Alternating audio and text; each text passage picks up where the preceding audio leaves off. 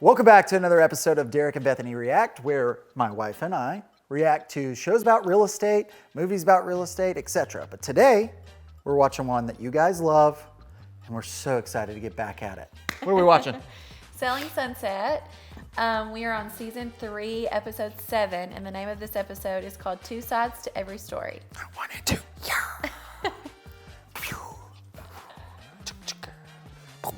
Bethany and I both sell real estate. We are active real estate agents here in Middle Tennessee. So if you are looking to move to Middle Tennessee or you live here currently, we would love to help you with your buying and selling needs. Please feel free to go follow us on all of our socials, Facebook, Instagram, TikTok, Twitter. There's like a million of them. Oh, and then there's that, which you're going to be watching some of this on. So go follow us, subscribe to our YouTube channel. We love the support. We thank you for everything, guys. Let's get into the episode.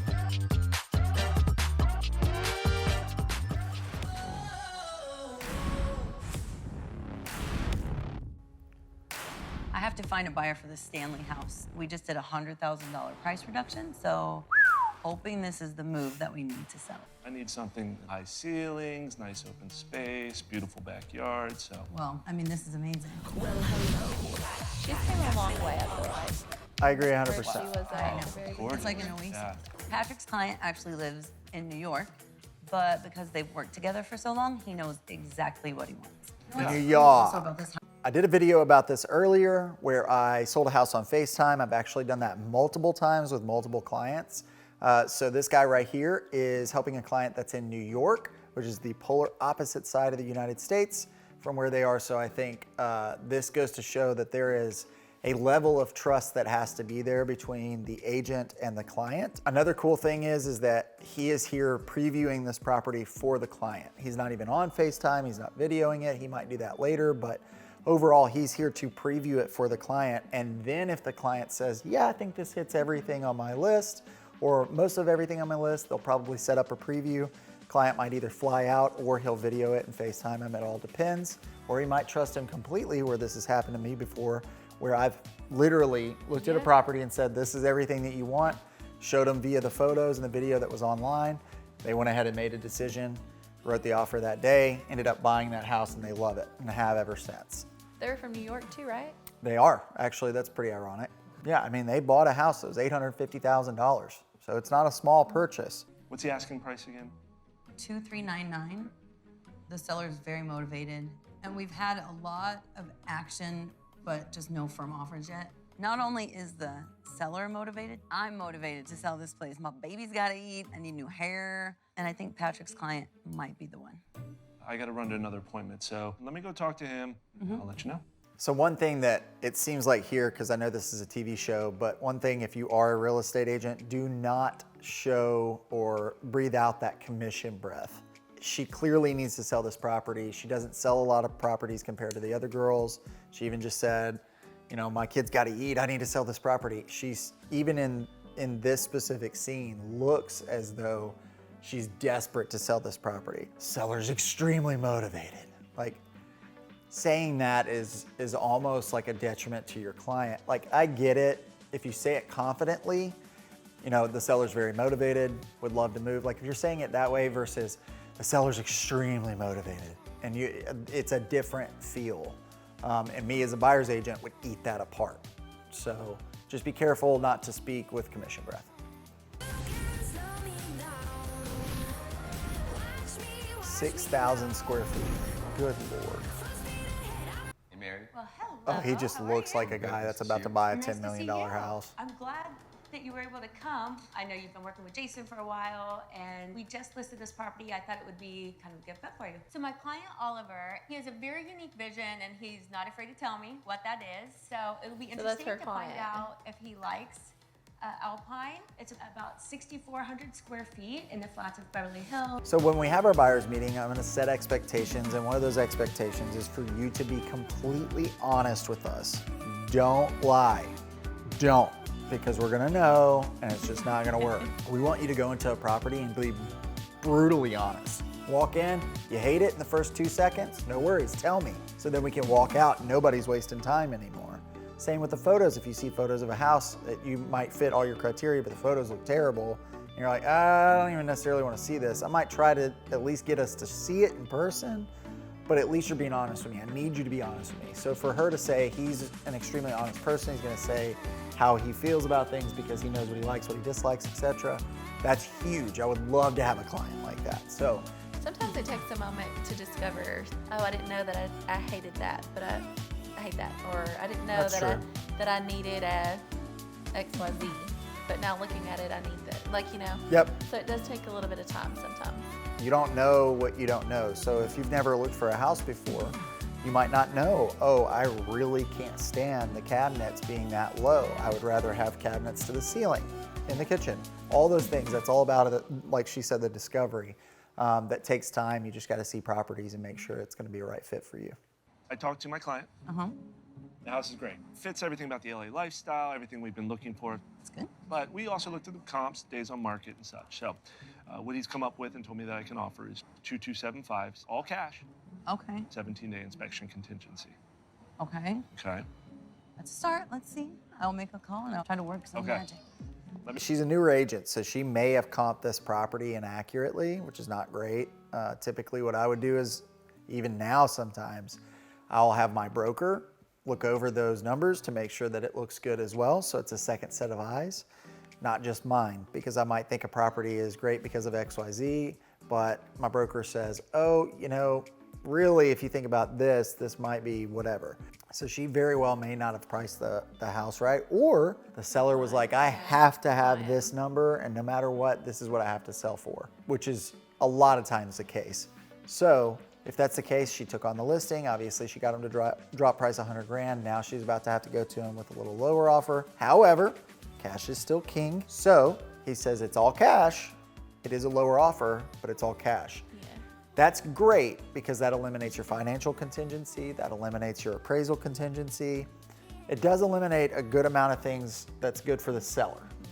However, he also added in there a 7-day due diligence period. So they could find something on their inspections that they don't like and back out and get a full refund of their earnest money, etc. I know I'm kind of going into the weeds here, but if I were the person taking that on, I would still do a continued right to market. You're still under contract, and then once they get through that 7 days and that is satisfied, then they can move forward and you can go ahead and take it off the market completely and put it under contract. She can also, lastly, counter that offer. Now, I know it's all cash, and most of the time all cash offers are very much strict on this is what we want to stick to.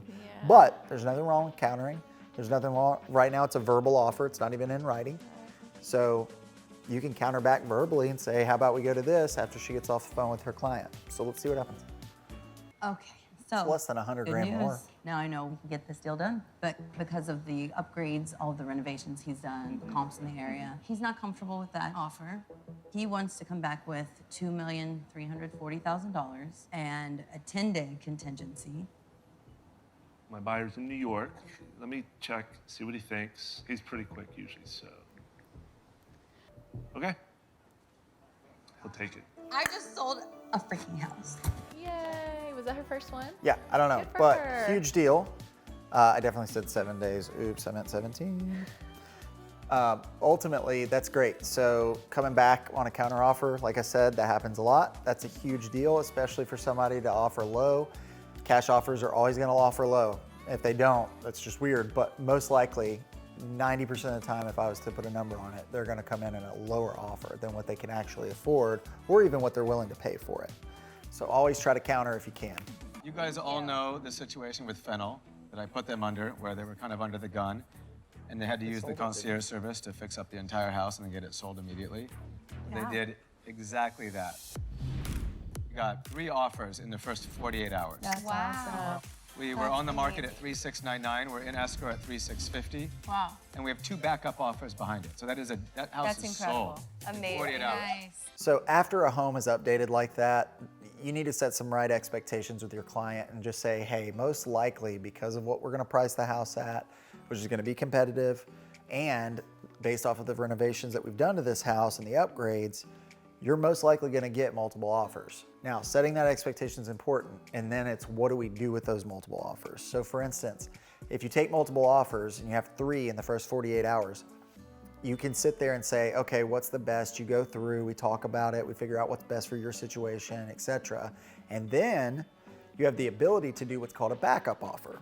And you go to the other two offers and say, or the best of the two, and say, hey, would your client be interested in being a backup offer? If that's the case, then you sign what's called a backup agreement, and it puts them in second position to go into an automatic first position to take over the current contract if anything falls through the current contract. That backup offer can still continue to go and look at property.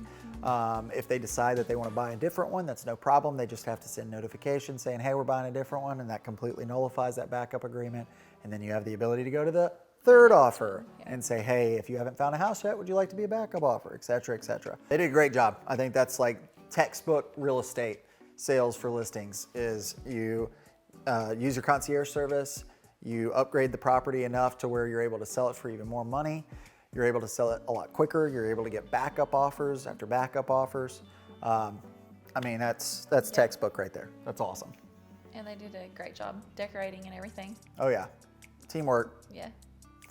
Looks good. Is this a realistic show? A lot of it, not really. But when it comes to the real estate, I think that there was a lot of nuggets in there. They might not be golden, but they're nuggets. We talked about everything that you could think of when it comes to real estate sales. Yeah.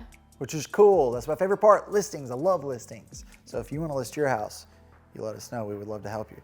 Now, this is realistic for the time that this was filmed and in the area it was filmed. So for instance, last year we were in a multiple offer situation on every listing that we had. It was great for sellers, and then buyers were just trying to buy properties left and right. They were everywhere. Well, you know, now everything's kind of changed a little bit and normalized primarily because of interest rates. That affects your market. Sellers that have that lower interest rate don't want to go to a higher interest rate. You only have move-up buyers right now that are wanting to sell their house to move up to a better house because they either need to, have to, want to. There's just different things. So as far as expectations, it's not always like that. So if you want to sell your house, it's not always going to be like that. There is a chance that it might sit on the market for 30 days, maybe 60 days. But talk with your local real estate agent. They're going to be able to walk through what the market is right now currently, check the temperature for you, tell you what exactly to expect, set the right expectations, and get your house sold. It's still a great time to buy or sell, though. Thank you for watching another episode of Derek and Bethany Reacts. If there's any movies or shows that you would like for us to react to, leave them in the comment section below. Bye. See you guys.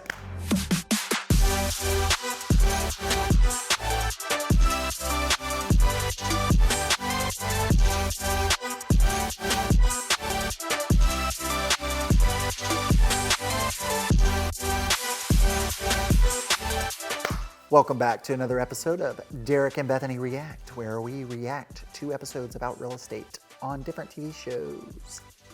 Today we are watching Selling Sunset, episode 3, or season 3, episode 2.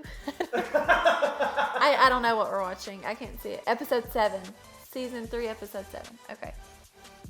2 sides to every story. All right, we can do it again. Are you doing it again, clearly? I am AI. Okay. This is how I help you buy a house. I went.